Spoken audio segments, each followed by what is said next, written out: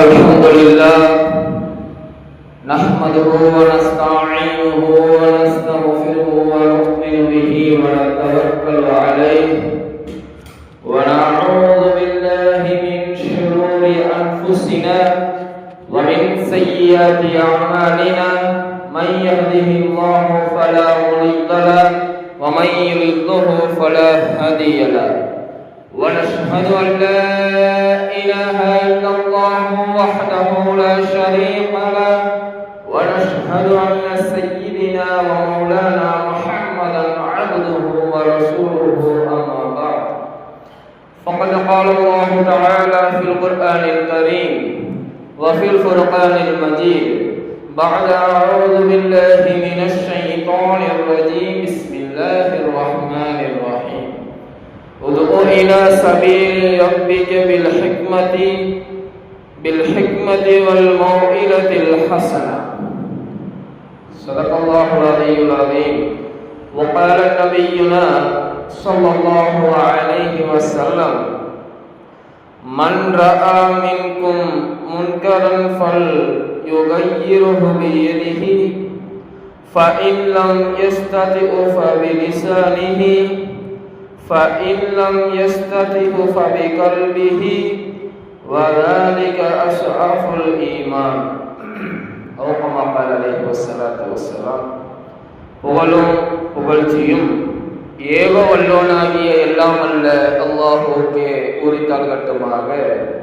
மேலும் அவனுடைய சாந்தியும் சமாதானமும் எம்பெருமானார் ரசூலே கரீம் ஸல்லல்லாஹு அலைஹி வஸல்லம் அன்னவர்கள் மீதும் அன்னாரின் குடும்பத்தார்கள் மீதும் அன்னாரின் அடிச்சுவற்றை அடிப்பிரலாமல் பின்பற்றி வந்த உத்தம சத்திய சஹாபாக்கள், தாபிஈன்கள், தபா தாபிஈன்கள், நாதாக்கள், சுஹதாக்கள், இவ்வுலகில் வாழ்ந்து கொண்டிருக்கக்கூடிய முஃமினான ஆண்கள் பெண்கள் அனைவரின் மீதும் இந்த ஜும்ஆவிற்கு வருகை தந்திருக்கின்ற நம்மவர்கள் மீதும் அல்லாஹ்வுடைய அன்பும் அருளும் என்றென்றும் நின்று நிலவட்டுமாக.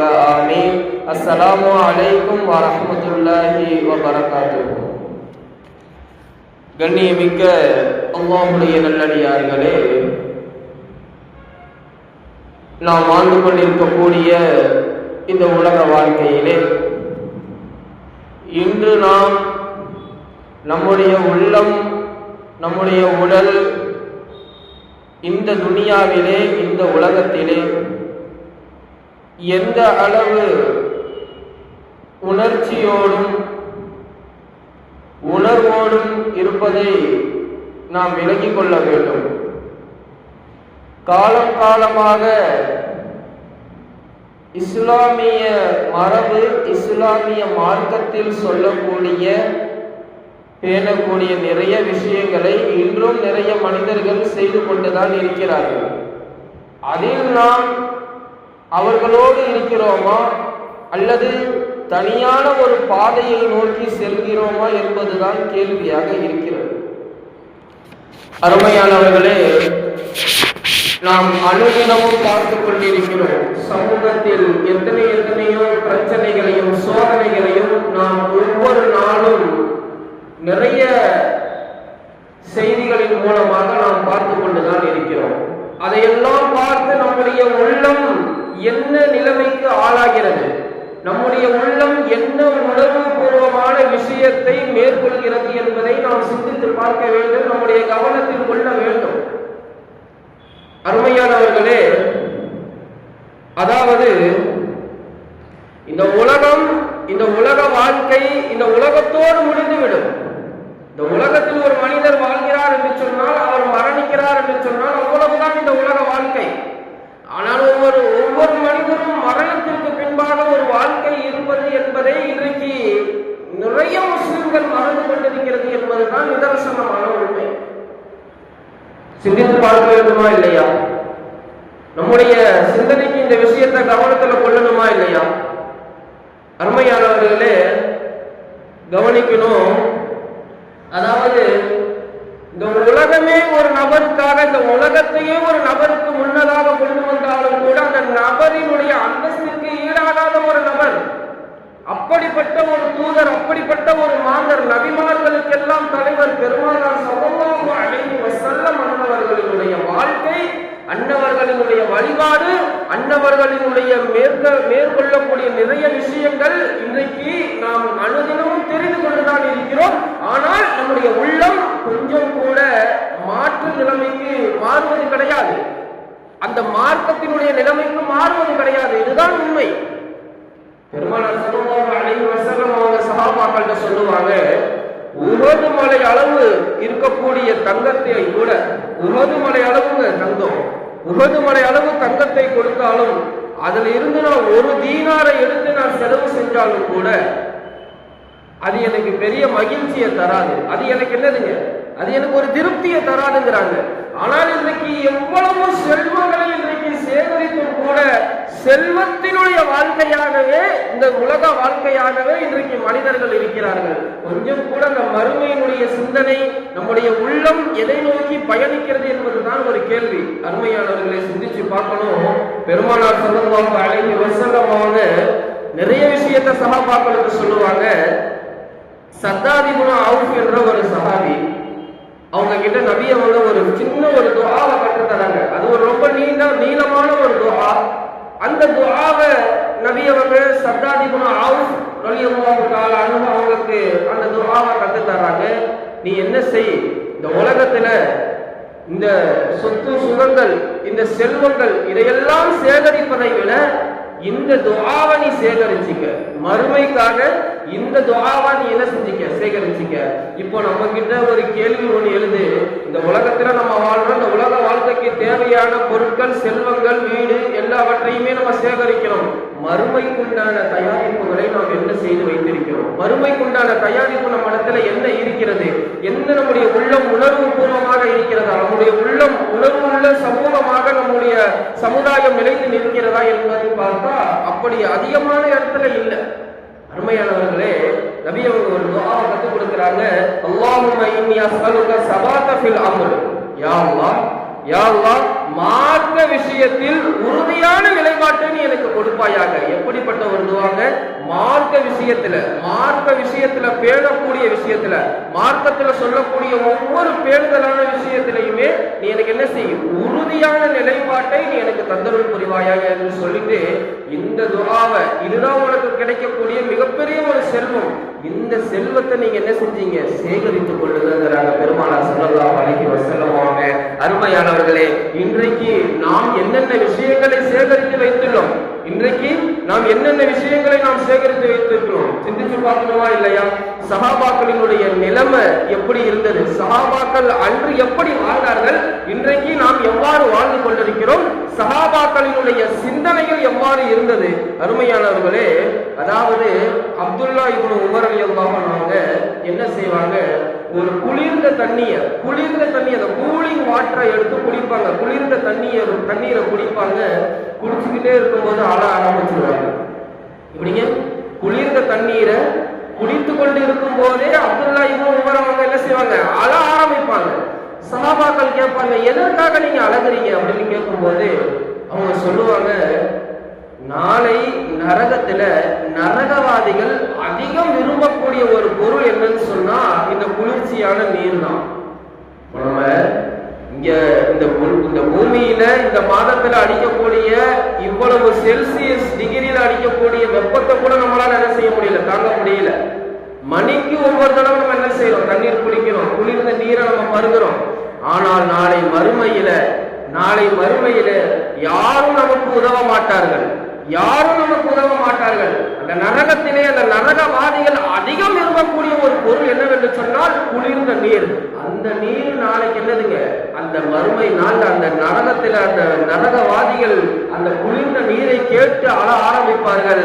அந்த நேரத்தில் அல்லாஹ் தஆலா சொல்லுவான், அவர்கள் எதையெல்லாம் நரகத்தில் விரும்புகிறார்களோ, ஆசைப்படுகிறார்களோ அது எல்லாமே அவர்களுக்கு முன்னால் திரையிடப்படும். திரையிடப்படும். அருமையானவர்களே, இன்றைக்கு நம்ம நல்ல நிலைமையில இருக்கோம், நல்ல விஷயங்களை செய்கிறோம். நம்ம எவ்வளவு நபர்கள் அல்லாஹ்விற்கு சுக்ர் செய்கிறோம். நம்ம படைத்த ரப்பல் ஆலமீனுக்கு எந்த அளவிற்கு நாம் நன்றி செலுத்திக் கொண்டிருக்கிறோம் சிந்திச்சு பார்க்கணுமா இல்லையா? அப்போ நம்மளுடைய உள்ளங்கள் எப்படிங்க ஆயிடுச்சு? உணர்வற்ற ஒரு சமுதாயமாக, உணர்வற்ற ஒரு உள்ளமாக நம்முடைய உள்ளங்கள் என்னங்க செய்து மாறிக்கொண்டிருக்கிறது. ஒரு உதவி செய்யறோம், அந்த உதவிக்கு ஒரு நன்றி கடனா நம்ம என்ன செய்யல, எதுவுமே பெருசா செய்யலன்னு சொன்னா என்ன ஆயிடுச்சு? நம்முடைய உள்ளம் என்ன ஆயிடுச்சுங்க? நம்முடைய உள்ளங்கள் என்ன ஆயிடுச்சுங்க? இறந்து போன நிலையில் இருக்கிறது. இதுதான் உண்மையான ஒரு நிலைமை. அருமையானவர்களே, சிந்திச்சு பார்க்கணும். அதாவது உமர் ரலியல்லாஹு அன்ஹு அவங்க எப்படிப்பட்டவங்கன்னு சொன்னா, அவங்க கலீஃபாவா இருக்கும்போது தொழுகை நடத்துவாங்க. தொழுகை நடத்தும் போது ஒரு சஹாபி சொல்றாங்க, சத்தாத் இப்னு அப்துல்லா என்ற ஒரு சஹாபி, நாங்க சிறு வயது பிள்ளையாக இருப்போம், சின்ன சின்ன மாணவர்களாக, சின்ன சின்ன பிள்ளைகளாக இருப்போம், தொழுகையினுடைய கடைசி சம்பளம் நின்றுகிட்டு இருப்போம், தொழுகையினுடைய கடைசி சம்பளம் நின்றுகிட்டு இருப்போம். உமர் ரலியல்லாஹு அன்ஹு அவங்க என்ன செய்வாங்க? இமாமத்துல நின்று இமாமத்தை செஞ்சுக்கிட்டு இருப்பாங்க. குர்ஆனுடைய ஆயத்துக்களை ஓதுவாங்க. ஆயத்துக்களை ஓதும் போதே உமர் ரலியல்லாஹு அன்ஹு அவங்க என்ன செய்வாங்க? அழ ஆரம்பிப்பாங்க. மென்மையான குரல் என்ன செய்ய ஆரம்பிப்பாங்க? அழ ஆரம்பிப்பாங்க. அவங்க அழக்கூடிய அந்த அழுகையினுடைய சப்தம் கடைசி சஃபில இருக்கக்கூடிய எங்களுக்கு அந்த சப்தங்கள் கேட்கும். பாருங்க, இன்னைக்கு இமாம்களும் அழுகுறது கிடையாது, பின்னால நிற்கக்கூடிய அவ்வாம்களும் அழுகிறது கிடையாது. ஏன்? குர்ஆனின் மீது உள்ள ஈர்ப்பு நம்ம இடத்தை விட்டு போயிடுச்சு. குர்ஆன் மீது நாம் வைத்திருக்கக்கூடிய மோகம், குர்ஆன் மீது நாம் வைத்திருக்கக்கூடிய பாசம், குர்ஆன் மீது நாம் அளவு கடந்த வைத்திருக்கக்கூடிய பற்றற்ற தன்மை எல்லாமே இன்றைக்கு என்னங்க ஆயிடுச்சு? ஒரு சாதாரண விஷயமா ஆயிடுச்சு. அருமையானவர்களே, இன்றைக்கு நமக்கு எத்தனை குர்ஆனுடைய ஆயாத்துகளை நமக்கு தெரியும்? குர்ஆனுடைய ஆயாத்துகள் நமக்கு இன்னைக்கு எவ்வளவு தெரியும்? நாளை இன்னைக்கு துனியாவுல உலக வாழ்க்கையில எத்தனையோ நபர்கள் என்ன செய்யறாங்க? உலகம் வேண்டும் என்பதற்காக, உலகை சம்பாதிக்க வேண்டும் என்பதற்காக உலக ஆதாயங்களை தேடி சென்று அவர்களுக்கு ஏற்றார் போன்று வீடுகளையும் மனைகளையும் இன்றைக்கு வாங்கி கட்டிக் கொள்கிறார்களா அல்லவா? நிறைய இடத்துல வீடு வாங்குறோம், மனைகள் வாங்குறோம். ஆனால் அது எல்லாம் என்ன செய்யணும்? அதுக்கு நம்ம இந்த துனியால என்ன செய்யணும்? கஷ்டப்படணும்.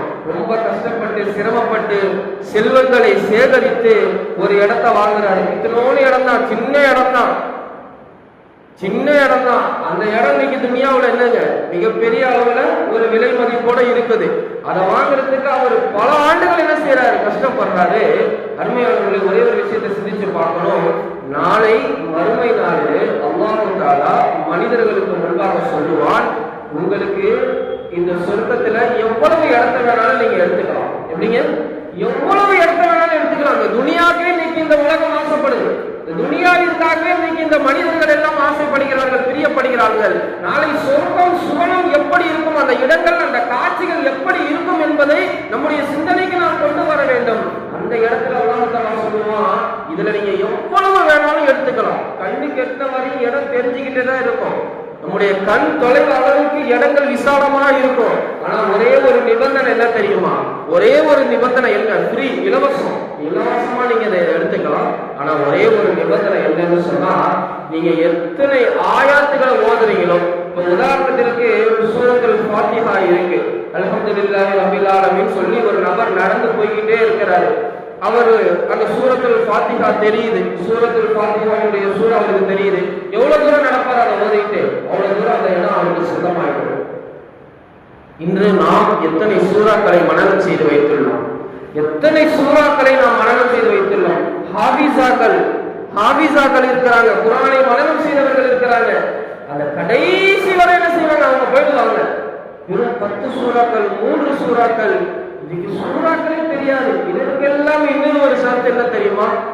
ஒவ்வொரு சூறாக்களை ஓதும் பொழுதும் அதனுடைய அழகிய முறையில் ஓதுவர்கள் தான் அந்த இடம். அழகிய முறையில் ஓதுறாரு. அல்ஹம்துன்னு சொல்வதற்கு பதிலாக அல்ஹம்துன்னு சொல்லிட்டாரு. அப்படிங்க, ரெண்டுத்துக்கு ஏதாவது பெரிய வித்தியாசம் இருக்கா? அல்ஹம்துலில்லாஹி ரப்பில் ஆலமீன் என்று சொல்வதற்கு பதிலாக அல்ஹம்துலில்லாஹி ரப்பில் ஆலமீன் சொல்லிட்டாரு. அப்படின்னா என்ன அர்த்தம்? அல்ஹம்துன்னு சொன்னா அல்லாஹ் அக்பர், அல்ஹம்துன்னு சொன்னா அழிவு, அல்லாஹ்விற்கு அழிவு நடக்கும். நவுதுபில்லாஹ். பாத்தீங்களா இன்னைக்கு நம்முடைய நிலைமை எப்படி இருக்கு? இன்னைக்கு நம்முடைய நிலைமை எப்படி இருக்கு? நாம் எத்தனை சூறாக்களை மனனம் செய்து வைத்திருக்கிறோம்? எவ்வளவு குர்ஆன் ஆயத்துக்களை எடுத்து நாம் ஓதிக்கொண்டிருக்கிறோம்? எவ்வளவு விஷயங்களை நாம் இஸ்லாம் ரீதியாக இஸ்லாத்தின் மார்க்கத்தில் சொல்லப்பட்ட பேணுதலான விஷயங்களை, சுன்னாக்களை, ஹதீஸுகளை, குர்ஆன் ஆயத்துக்களை இன்றைக்கு நாம் கற்றுக்கொண்டிருக்கிறோம். சிந்தித்து பார்க்கணுமா இல்லையா? சஹாபாக்களினுடைய நிலைமை எப்படி இருந்தது? இன்றைக்கு நம்முடைய நிலைமை எப்படி இருக்கிறது? அதாவது பெரிய உபதேசங்கள்லாம் தேவையே கிடையாது.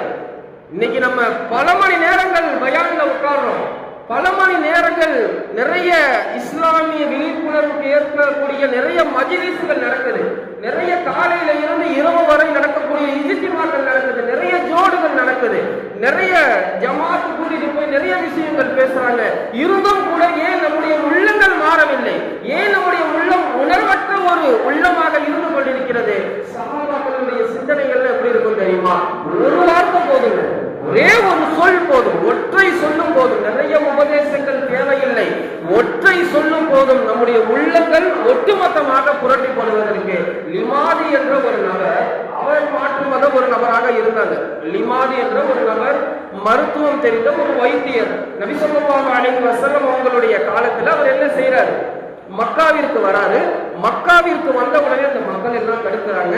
இங்க முஹம்மது என்ற ஒரு நபர் இருக்கிறாரு, அவர்கிட்ட மட்டும் நீங்க போயிடாதீங்க. ஏன்? இஸ்லாம் வளர்ந்து விடும், இஸ்லாத்தை அவர் ஏற்றுக்கொள்வார். முஹம்மது அவர்கள் பேசினாலே இஸ்லாத்தை அவர் ஏற்றுக்கொள்வார் என்ற அந்த ஒரு விஷயத்தோடு, அந்த ஒரு நோக்கத்தோடு, கெட்ட எண்ணத்தோடு அந்த காபியர்களும் சரி, முனாஃபிக்குகளும் சரி, அந்த வரக்கூடிய எல்லா நபர்களையுமே தடுப்பாங்க.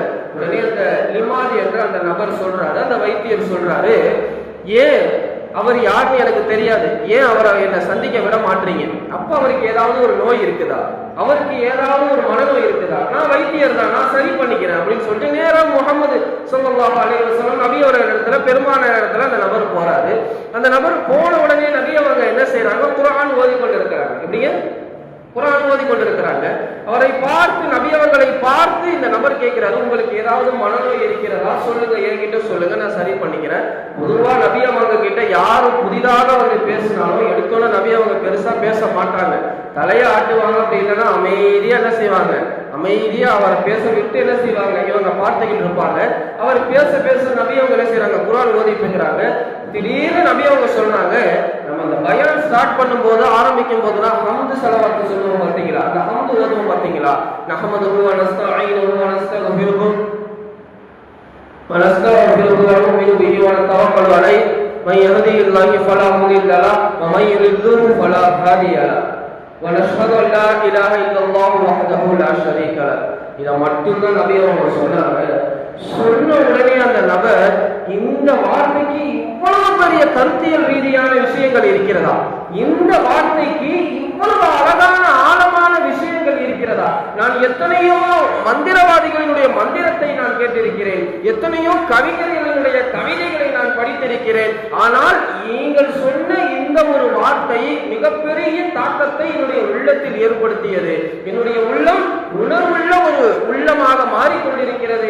யார் ரசூலுல்லாஹ் என்று சொல்லி உடனே கைகளை நீட்டி லா இலாஹ இல்லல்லாஹ் முஹம்மது ரசூலுல்லாஹ் கலிமாவை மொழிந்தார்கள்.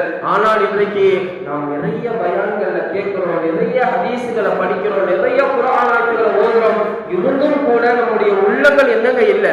நம்முடைய உள்ளங்கள் என்னங்க இல்லை? உணர்வுள்ள உள்ளமாக, உணர்ச்சி உள்ள உள்ளமாக, உணர்ச்சி உள்ள ஒரு சமுதாயமாக இன்றைய இஸ்லாமிய சமுதாயம் அறப்போதும் இருப்பது கிடையாது. இதுதான் நிதர்சனமான ஒரு உண்மை. அருமையானவர்களை சிந்திச்சு பார்க்கணும். இன்றைக்கு எவ்வளவோ சமூகத்தில் ஏற்படக்கூடிய பிரச்சனைகளுக்கு இன்றைக்கு மனிதர்களுக்குள்ளேயே பாகுபாடு ஏற்பட்டு கொண்டிருக்கிறது, மனிதர்களுக்குள்ளேயே வேறுபாடு ஏற்பட்டு கொண்டிருக்கிறது. பார்க்கிறோம், டெல்லியில நடக்கக்கூடிய மாணவர்களினுடைய போராட்டங்களை நம்ம பார்க்கிறோம். அந்த போராட்டங்கள்ல அவங்க என்ன செய்யறாங்க?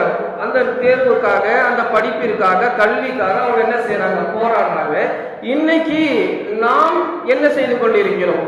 அவர்கள் போராடி கொண்டிருக்கிறார்கள். அந்த விஷயத்தில் எவ்வளவோ தடியடிகள் நடந்து கொண்டிருக்கிறது, நிறைய அரசியல் அதில் பேசப்பட்டு கொண்டிருக்கிறது. இருந்தும் கூட ஒற்றுமையாக போராடுகிறார்கள். நாம் அரசியலுக்குள்ள நம்ம போல, அரசியலினுடைய விஷயத்தை பத்தி நம்ம பேசல, அதற்குண்டான நேரங்களும் மேடைகளும் இது கிடையாது. அவங்க என்ன செய்யறாங்க? ஒரு ஒற்றுமையோடு செயல்படுறாங்க. எப்படிங்க? ஒரு ஒற்றுமையோடு செயல்படுறாங்க. ஒற்றுமையோடு செயல்படக்கூடிய சமுதாயம் இன்றைக்கு எங்க இருக்குது? இன்றைக்கு ஒற்றுமைக்கு ஒரு மிகப்பெரிய ஒரு வழிகாட்டியாக இருக்கக்கூடிய மார்க்கம் இஸ்லாமிய மார்க்கம். ஆனால் இன்றைக்கு இஸ்லாத்துல கூட இன்னைக்கு என்னங்க இல்லை? ஒற்றுமை இல்லை. ஏன்? முதல்ல நம்ம ஆரம்பிச்ச இடம் எது தெரியுமா? முதல்ல ஆரம்பிக்கக்கூடிய ஆணிகள் எது தெரியுமா? இந்த ஒரு ஜமாத்தா பிரிஞ்சதுதான். இங்க ஜமாத்தா பிரிஞ்சதுதான் மிகப்பெரிய ஒரு நமக்கு கிடைக்கக்கூடிய நன்மையான விஷயங்கள், நமக்கு கிடைக்கக்கூடிய நியாமத்துகளை, அருட்கொடைகள் முற்றிலுமே தடுத்து போவதற்கு உண்டான உண்மையான ஒரு விஷயம் என்னன்னு சொன்னா, நம்மிடத்திலே இருந்து ஏற்படக்கூடிய பிரிவினைகள், நம்ம இடத்துல நம்முடைய இஸ்லாமிய சமுதாயத்திலிருந்து ஏற்படக்கூடிய பிரிவினைகள். நான் அந்த ஜமாத்துக்காரன், நான் இந்த ஜமாத்துக்காரன், நான் தொப்பி போடுவேன், நான் தொப்பி போட மாட்டேன், அதெல்லாம் கிடையாது. அதெல்லாம் கிடையவே கிடையாது. எல்லாம் இஸ்லாமிய மார்க்கம், அவ்வளவுதான். இதெல்லாம் முஹம்மது ரசூலுல்லாஹ். நாம் தான் என்னதுங்க, நம்ம கலிமா சொன்ன ஒரு முஸ்லீம், அவ்வளவுதான். நீ யாரா வேணாலும் இருந்துட்டு போ, எந்த ஜமாத்தா வேணாலும் இருந்துட்டு போ, அதெல்லாம் ஜமாத்துங்கிற பேச்சே கிடையாது. ஜமாத்துனா என்னங்க, ஒட்டுமொத்தமா எல்லாரும் சேர்றதுக்கு பேர் தான் ஜமாத்து. பிரிஞ்சு பிரிஞ்சு இருக்கிறதுக்கு பேரு ஜமாத்து கிடையாது, அது இயக்கம் கிடையாது. நான் அப்படிலாம் பார்த்தா இன்னைக்கு வெளியே இருக்கக்கூடியவர்கள் இஸ்லாமை பெரிதும் மதிக்கக்கூடிய நிறைய நபர்கள் என்ன செஞ்சிருவாங்க, இஸ்லாத்திலேயும் இந்த மாதிரி நிறைய பிரிவினைகள் இருக்கிறதுங்கிறத என்ன செஞ்சிருவாங்க, பார்த்துருவாங்க. அருமையானவர்களே, அது முற்றிலும் தவறான ஒரு விஷயம். முற்றிலும் நம்முடைய நன்மைகளையும் அருள் வளங்களையும் அழிக்கக்கூடிய பாதையிலே செல்லக்கூடிய ஒரு விஷயம். அருமையானவர்களே, ஸல்லல்லாஹு அலைஹி வஸல்லம் அவங்க சொல்லுவாங்க, யதுல்லாஹி அனில் ஜமாஅ, அல்லாஹ்வின் உதவி யார்கிட்ட இருக்குன்னு சொன்னா, யார் ஐக்கியமாக ஒன்றுபட்டு இருக்கிறார்களோ அவர்களுக்கு அல்லாஹ் தஆலா மிகப்பெரிய ஒரு உதவியை அல்லாஹ் தஆலா என்ன செய்வான், தருவான். மிகப்பெரிய உதவியை அல்லாஹ் தஆலா தருவான். இன்றைக்கு நம்ம சமூகத்தின் மீது அக்கறை இல்லாத நபர்களாக வாழ்ந்து கொண்டிருக்கிறோம். அக்கறை இல்லாத நபர்களாக என்னமோ நடக்குது, என் வீட்டுல நடக்கல, அது வரையும் எனக்கு போதும். ஏதோ நடக்குது, ஏதோ இடத்துல பள்ளிவாசல் இடிக்கப்படுது, ஏதோ இடத்துல ஏதோ முஸ்லிம் பெண்களினுடைய பருதாக்களை பிடித்து இழிவுபடுத்தப்படுது, ஏதோ ஒரு இடத்துல இந்த மாதிரி விஷயங்கள் இஸ்லாமியர்களுக்கு ஏற்படுது. நம்ம வீட்டுல நம்ம குடும்பத்துல நடக்கல. இன்னைக்கு இப்படி ஒரு உள்ளம் இருக்குதுன்னு சொன்னா இது இறந்து போன ஒரு உள்ளம். இது என்னங்க, இறந்து போன ஒரு உள்ளம். அருமையானவர்களே, யார் முயற்சி செய்வார்களோ அவர்களுக்கு அல்லாஹ்வினுடைய வெற்றி கிடைக்கும். இன்னைக்கு முஸ்லிம்களினுடைய சிந்தனை எப்படி ஆயிடுச்சுன்னு சொன்னா, ஒட்டுமொத்தமாக வியாபாரம், குடும்பம், தன்னிச்சையாக செயல்படக்கூடிய மனோ இச்சையின் அடிப்படையில் செயல்படக்கூடிய ஒரு வாழ்க்கை, வாழ்வாதாரம், இதை நோக்கி இன்றைக்கு இஸ்லாமிய சமுதாயம் செல்லும் போது அவர்கள் நம்மை அழிப்பதற்குண்டான எல்லா தயாரிப்புகளையுமே ஒற்றுமையாக, ஒட்டுமொத்தமாக, ஐக்கியமாக செயல்படுகிறார்கள். அதனால் அவர்களுக்கு என்னதுங்க, ஒவ்வொரு இடத்துலையுமே வெற்றி கிடைச்சிட்டே இருக்கு.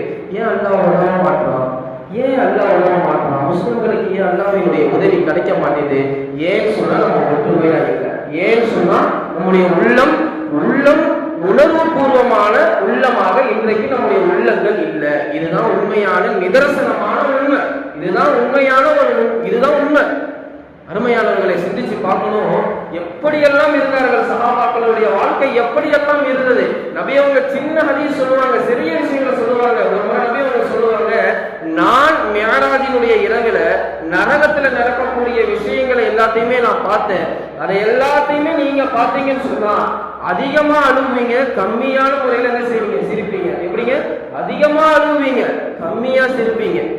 இன்னைக்கு நான் அதை பார்த்திருக்கிறேன். நீங்க யாராவது ஒரு ஆள் நரகத்துல நடக்கக்கூடிய விஷயத்தை பார்த்தீங்கன்னு சொன்னா அதிகமா அழுவீங்க, கம்மியா சிரிப்பீங்க. இந்த விஷயத்தை கேட்டுவிட்டு சஹாபாக்கள் எல்லாம் தங்களுடைய தாடி நனையும் அளவிற்கு ஆள ஆரம்பித்து விட்டார்கள். யா ரசூலல்லாஹ், நாங்கள் எவ்வாறு இருப்பது? மஸ்ஜிதிலே உங்க கூட என்னதுங்க, பள்ளிவாசல்ல மஜ்லிஸ்ல உங்களுடைய கூட நாங்கள் என்ன செய்யறோம், உங்களோடு நாங்கள் இருந்து கொண்டிருக்கிறோம். வீட்டிற்கு சென்றவுடனே எங்களுக்கு அந்த சிந்தனை மாறிவிடுகிறது. வீட்டிற்கு சென்றவுடனே சிந்தனை மாறுமே. நம்ம வீட்டுல மனைவியோட சந்தோஷமாக இருந்து கொண்டிருக்கிறோம், குழந்தைகளோடு சந்தோஷமாக இருந்து கொண்டிருக்கிறோம். அப்ப நாங்க துனியாவை மறந்த நபர்களாக ஆகி கொண்டிருக்கிறோமா? எப்பேற்பட்ட ஒரு சிந்தனைங்க. இன்னைக்கு பள்ளிவாசல்ல இருந்தும் கூட அல்லாஹ்வினுடைய அந்த ஒரு நபியவர்கள் மீது இருக்கக்கூடிய அந்த பற்று, அல்லாஹ்வின் மீது இருக்கக்கூடிய அந்த பயம் இன்றைக்கு பள்ளிவாசல்ல இருந்துருக்கும் போதே இல்லை. ஆனா சஹாபாக்களினுடைய சிந்தனை தங்களுடைய வீடுகளில் மனைவிமார்களுடனும் குழந்தைகளுடனும் சந்தோஷமாக மகிழ்ச்சியாக இருக்கும் பொழுது நான் மகிழ்ச்சியா இருக்கிறேன், வறுமையினுடைய சிந்தனை இல்லாமல் என்று சஹாபாக்களினுடைய உள்ளம் என்னதுங்க, உருகியது. இன்றைக்கு நாம் பள்ளிவாசல் வந்து வீண் பேச்சுகளை பேசிக் கொண்டிருக்கிறோம், வீணான விஷயங்களை பேசிக் கொண்டிருக்கிறோம், செல்போன்கள்ல உட்கார்ந்து இன்னைக்கு பள்ளிவாசல்ல பேசிக் கொண்டிருக்கிறோம். பயான் நடந்துகிட்டு இருக்கு, நான் சொல்றேன்னு சொல்ல தப்பா நினைக்க கூடாது. பயான் நடந்துகிட்டு இருக்கு, அந்த நேரத்துல செல்போன்ல எப்படிங்க, அஜர்த்து குத்துபால ஏறிட்டாரு, குத்துபால ஏறிட்டாங்கன்னு சொன்னாலே அது ஒரு தொழுகை, 2 ரக்காத் உள்ள தொழுகையை போன்றுதான். எப்படி குத்துபால பாங்கு சொல்றோம்ல, அதே போன்று அது ஒரு தொழுகை. அந்த நேரத்துல அசையக்கூடாது, ஒரு சலாம் கூட சொல்லக்கூடாது, பேசவும் கூடாது, பேசாதீங்கன்னு சொல்லவும் கூடாது. அந்த நேரத்துல செல்போனை வைத்துக் கொண்டு இந்த மீஷோ, பிளிப்கார்ட் இது மாதிரி இருக்கக்கூடிய விஷயத்துல ஏதாவது ஒரு விஷயத்துல ஆர்டர் பண்றது, அதை பார்க்கிறது, இதெல்லாம் நான் கண்ணால பார்த்த ஒரு விஷயம். இந்த வேலையில நின்றுட்டு நான் ஒரு பொய்யான விஷயங்களை நான் சொல்லல, கண்ணால பார்க்கக்கூடிய ஒரு விஷயத்தை சொல்றேன். அருமையானவர்களே, நம்முடைய இஸ்லாமிய சமூகம் எங்கே போய்கொண்டிருக்கிறது? வாலிபர்களினுடைய உள்ளம் எதை நோக்கி போய்கொண்டிருக்கிறது? ஒரு நாட்டினுடைய எதிர்காலத்தை அழிக்க வேண்டும் என்று சொன்னால், ஒரு நாட்டினுடைய எதிர்காலத்தை சீர்குலைக்க வேண்டும் என்று சொன்னால், அந்த நாட்டினுடைய இளைஞர்களினுடைய சிந்தனையை நாம் அழித்து விட்டாலே அந்த நாட்டை நாம் அழித்ததற்கு சமம். இன்னைக்கு வாலிபர்களினுடைய சிந்தனை எப்படிங்க இருக்கு? முழுக்க செல்போன் தான், முழுக்க என்னதுங்க, முழுக்க சினிமா மோகம் தான். இன்னைக்கு இதுதான் நடந்து கொண்டிருக்கிறது. எவ்வளவு விஷயங்கள் நடந்து கொண்டிருக்கிறது யோசிச்சு பார்க்கிறோம். இன்னைக்கு எத்தனை நபர்கள் ஜும்மா வந்துகிட்டு இருக்கிறாங்க? இன்னைக்கு எத்தனை வாலிபர்களுக்கு ஜும்மாவுடைய தொழுகை கிடைக்குது? திரையரங்களுடைய வாசல்ல என்ன செய்யறாங்க? கியூல நிக்கிறாங்க. ஆனா இன்னைக்கு ஜும்மாவுடைய சஃப்புகள் காலியாக இருக்கிறது. என்ன நினைச்சு பார்க்கணும்? அந்த நேரத்தில் திரையரங்கில் உட்கார்ந்து அவர் சந்தோஷமா பார்த்துக்கிட்டு இருக்கிறாரு. அதே நேரத்துல அதே இடத்துல அந்த ஸ்பாட்ல எல்லாம் ரூஹ வாங்கிட்டான்னு சொன்னா அந்த ஜனாசாவை எப்படிங்க பள்ளிவாசல் அடக்கம் பண்றது? அதே நேரத்துல அந்த ரூஹ அல்லாஹ் தஆலா வாங்குறான்னு சொன்னா அந்த ஜனாசா எப்படிங்க நல்ல ஜனாசாவா ஆகும்? சிந்திச்சு பார்க்கணுமா இல்லையா? அந்த நேரத்துல நம்ம ரூஹு போயிருச்சுன்னா என்ன ஆகும்? களிமா இல்லாத ஒரு மவுத்து, களிமா இல்லாத ஒரு மனிதர், அமல் இல்லாத ஒரு மனிதர், நாளை அவர் எப்படிங்க எழுப்பப்படுவாரு? சிந்திச்சு பார்க்கணுமா இல்லையா? இன்றைக்கு யாரை அதிகமாக பிரியம் கொள்கிறார்களோ அவர்களோடு நாம் என்ன செய்வோம்? நாளை மறுமையில எழுப்பப்படுவோம். இன்றைக்கு நாம் யாரை பிரியப்பட்டுக் கொண்டிருக்கிறோம் என்பதை நாம் என்ன செய்வோம்? சிந்திச்சு பார்க்கணும். அருமையானவர்களே, நரகத்தினுடைய விஷயங்களை கேட்டு சஹாபாக்கள் தன்னுடைய மனைவி மடியில் படுத்துக் கொண்டிருக்கும் பொழுதும் கூட சஹாபாக்களினுடைய சிந்தனை அப்படி இருக்குது. அப்துல்லா இப்னு ரவாஹா தன்னுடைய மனைவியுடைய மடியில படுத்திருக்கிறாங்க. படுத்துக் கொண்டிருக்கும் பொழுது மனைவி அவங்க என்ன செய்யறாங்க? தலைமுடிய கோதி விட்டுக்கிட்டு இருக்கிறாங்க. அந்த நேரத்துல யாருக்காவது மறுமையினுடைய சிந்தனை வருமா? அந்த நேரத்துல நரகத்தினுடைய பயம் வருமா? அந்த நேரத்துல அவங்க என்ன செய்யறாங்க? அழ ஆரம்பிக்கிறாங்க. அதை பார்த்து அந்த மனைவி அழுகுறாங்க. கணவர் எதற்காக அழுகிறார் என்று இன்னைக்கு மனைவிக்கு தெரியாது. என்னுடைய கணவர் அப்துல்லா இப்னு ரவாஹா எதற்காக அழுகிறார்கள் என்று அவர்களுடைய மனைவிக்கு தெரியாது. காரணம், என் கணவரினுடைய கண்ணீர் வருகிறது, கண்களில் இருந்து கண்ணீர் வருகிறது, நான் அழுகிறேன். அவங்க கேட்கிறாங்க, நீங்க எதுக்கு அழுவீங்க? நீங்க அழுதீங்க, நான் அழுத. பார்த்தீங்களா எப்படிப்பட்ட ஒரு மனைவி? இன்றைக்கு மனைவிகள் மூலமாகத்தான் கணவர்கள் அழுகிறார்கள். மனைவியின் மூலமாகத்தான் இன்றைக்கு கணவர்கள் அழுகிறார்கள். கணவரினுடைய கண்ணீருக்கு அன்னைக்கு அர்த்தம் இருந்தது. அவங்க சொல்றாங்க, சொர்க்கத்தை அடைவதற்கு முன்பாக நரகத்தினுடைய பாலத்தை கடந்துதான் என்ன செய்ய முடியும்? சொர்க்கத்தை அடைய முடியும். நரகத்தை கிராஸ் பண்ணாம சொர்க்கத்துக்கு போகவே முடியாதுன்னு ஒரு ஆயத்து அல்லாஹ் குர்ஆன்ல சொல்றான். அப்ப நானும் அதை கடந்துதான் ஆவேன். எப்படி இருக்கும் அந்த நேரத்துல எனக்கு? அதை நினைச்சு எந்த இடத்துல அழுகுறாங்க? பள்ளிவாசல்ல தனிமையில இருக்கும்போது அழுகல, மனைவியினுடைய மடியில் படுத்துக்கொண்டு இந்த ஒரு சிந்தனை. இன்னைக்கு நம்ம பள்ளிவாசல்ல உட்கார்ந்துட்டு கூட இன்னைக்கு என்னதுங்க? மறுமையினுடைய சிந்தனை இல்ல. அருமையானவர்களை சிந்திச்சு பார்க்கணும். உணர்வற்ற ஒரு உள்ளமாக நம்முடைய உள்ளங்கள் மாறிக்கொண்டிருக்கிறது. உணர்வற்ற சமுதாயமாக இன்றைக்கு இஸ்லாமிய சமுதாயம் மாறிக்கொண்டிருக்கிறது. நம்ம இடத்துல நிறைய மாற்றங்கள் தேவை. இன்னைக்கு நம்முடைய எல்லா வகையான சுதந்திரமான விஷயங்களையும் இன்னைக்கு நம்ம என்ன செஞ்சுக்கிட்டு இருக்கோம்? இஸ்லாம் ரீதியான அழகிய முறையில மேற்கொள்ளக்கூடிய எல்லா வகையான விஷயத்தையுமே, எல்லா வகையான ஹதீசுகளையுமே, எல்லா வகையான சுன்னத்துகளையுமே, எல்லா வகையான குர்ஆனில் சொல்லப்பட்ட பேணுதலான விஷயத்தையுமே இன்னைக்கு நம்ம என்ன செஞ்சுக்கிட்டு இருக்கோம்? இழந்து கொண்டிருக்கிறோம். இன்னைக்கு உலகம் எதை நோக்கி செயல்பட்டு கொண்டிருக்கிறதோ, இன்றைக்கு கலாச்சாரங்கள் எப்படி மாறிக்கொண்டிருக்கிறதோ அதன் அடிப்படையிலே தான் இன்றைக்கு நம்முடைய உள்ளங்களும் என்ன செஞ்சுக்கிட்டு இருக்குங்க? மாறிக்கிட்டு இருக்கு. எடுத்துக்காட்டியாக இருக்கக்கூடிய ஒரு சமுதாயம் இன்றைக்கு எங்கே போனது என்று தெரியாத அளவிற்கு நாம் எல்லாம் வாழ்ந்து கொண்டிருக்கிறோம். நம்முடைய உள்ளங்கள் குத்தவில்லையா? நம்முடைய உள்ளத்திலே உணர்ச்சி பூர்வமான விஷயங்கள் எதுவுமே வரவில்லையா? நாம் சிந்தக்கூடிய கண்ணீரிலே, நம்ம ரப்புல் ஆலமீனிடத்திலே பேசக்கூடிய கேட்கக்கூடிய விஷயத்திலே உணர்வு பூர்வமான விஷயங்கள் எதுவுமே இல்லையா? நாம் தொழுகையில நம்முடைய சிந்தனைகள் எப்படி இருக்கிறது? தொழுகையில எப்படி இருக்கிறது? நம்முடைய துஆக்கள் எப்படி இருக்கிறது? நம்முடைய சுஜூதுகள் எப்படி இருக்கிறது?